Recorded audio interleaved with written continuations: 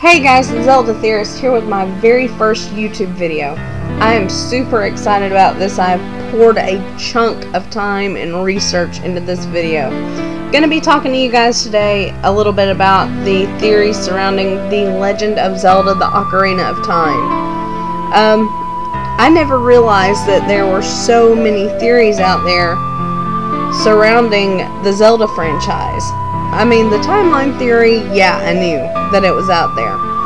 But, I kind of want to delve into some of the characters, some of the lesser known characters, and, some of the ones that really weren't that much of a big deal throughout the game, but I thought it was interesting. Figured I would delve into it a little bit, and I hope you guys enjoy. Please feel free to leave a comment. All that I ask is that you do not be a troll, because some of these theories are not my own. I've hijacked them from other people's blogs, or even from Zelda Wiki. So with that being said, sit back, relax, and here we go. Okay, so let's give you guys a brief synopsis of what's happened here.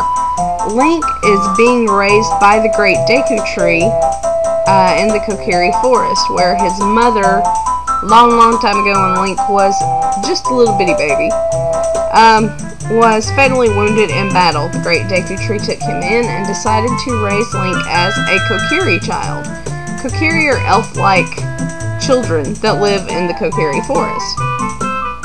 Not really a ton of things to say about them, other than that is where Link grew up. One of the things that really sticks out throughout the series is that the Kokiri are constantly told not to leave the forest, because if they leave the forest, they will die. And actually, when you meet the Skull Kids in the forest, Navi makes the comment, I wonder if this is what happens to the Kokiri. So, theory number one, the Kokiri children turn into Skull Kids if they leave the forest. Okay, so we've gone over the character of Link. Let's go over the character of Ganondorf, who is the big bad of the series. Ganondorf is a member of the Gerudo tribe.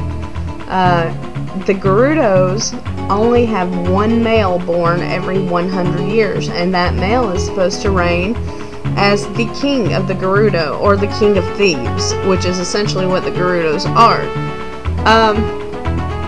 So, if you look throughout the franchise, you'll notice that we've had the same Ganondorf throughout the franchise. Yeah, his demonic form is Ganon, or not necessarily demonic, but his monster form is Ganon, and he takes the body of the same male, Ganondorf, throughout the whole series. So I'm going to go out on a limb and say that Gerudo men have an extra long life. They may even be the cause of the Gerudo population, considering that there's no men except for every 100 years. So, theory number two, Gerudo men have long lives, and they're also the ones responsible for restoring the population of the Gerudos. Okay guys, let's talk about the temples. The temples in Ocarina of Time have so many theories surrounding them. Everything from the Forest Temple and the Water Temple were originally supposed to be the Wind Temple and the Ice Temple, to the Forest Temple itself wasn't even a temple, really. The Forest Temple was in fact the house that the Poe sisters lived in. I'm kind of going to try not to spend a chunk of time talking about the temples, because I'm sure you guys already know all the theories that's out there against those, but just a quick run through. People think the Forest Temple was the home of the Poe sisters. They think the Fire Temple, where you awakened Darunia as a sage, was a prison that Valvagia kept Gorons in until the big Goron leader came and defeated Valvagia with a big hammer. They think the Water Temple, where you awaken Princess Gerudo, was in fact just a water temple. It was the place where the Zoras go to worship their gods, which is even what Kaepora Gaebora tells you once you enter Lake Hylia. They think that the Shadow Temple was anything from an executioner's hall, to a torture chamber, to a concentration camp. Theories are endless about the Shadow Temple. All I know is there's some freaky crap happening in the Shadow Temple. By far, my least favorite area of the game. The Spirit Temple, where you awaken Naboru as a sage. People think that it was just a temple to go into worship. I have my own theory on that. I actually think that Naboru possibly saw Ganondorf starting to turn towards the evil side of things. I think she locked up their most treasured possessions inside of the Spirit Temple, and I think that's why you see so many of the booby traps and things like that that you see throughout the temple. That Nintendo just likes to add booby traps and things like that into the game, so you lose hearts from them. But anyway, I digress. The next theory I want to talk to you guys about, going back to the Shadow Temple, is about Bongo Bongo. Bongo Bongo, if you'll remember, is the spirit that has been sealed away inside the Shadow Temple, or actually at the bottom of the well, by Impa for years.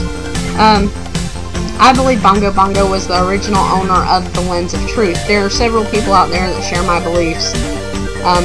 Countless blogs and things like that that I've read, thinking that Bongo Bongo was the original owner of the Lens of Truth.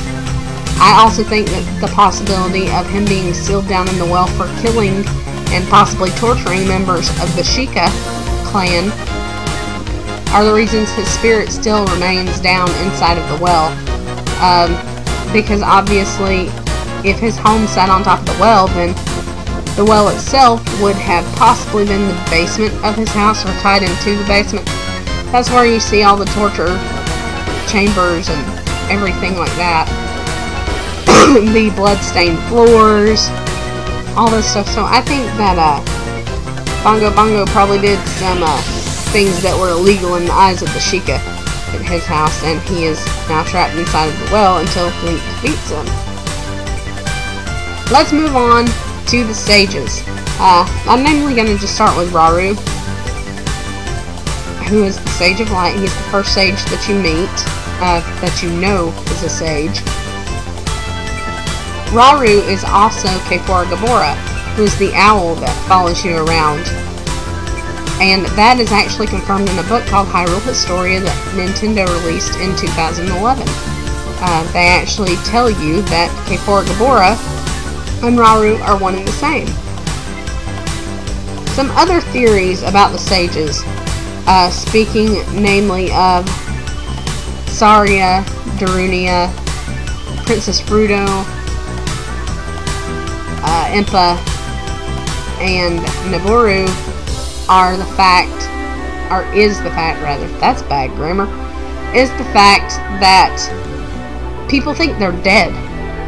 Like players, people that have played the game think that they are dead. Everybody's entitled to their own opinion, I fully believe that, but I say all that to say this: there's no way that the sages can possibly be dead. The story would absolutely not be plausible if the sages were dead.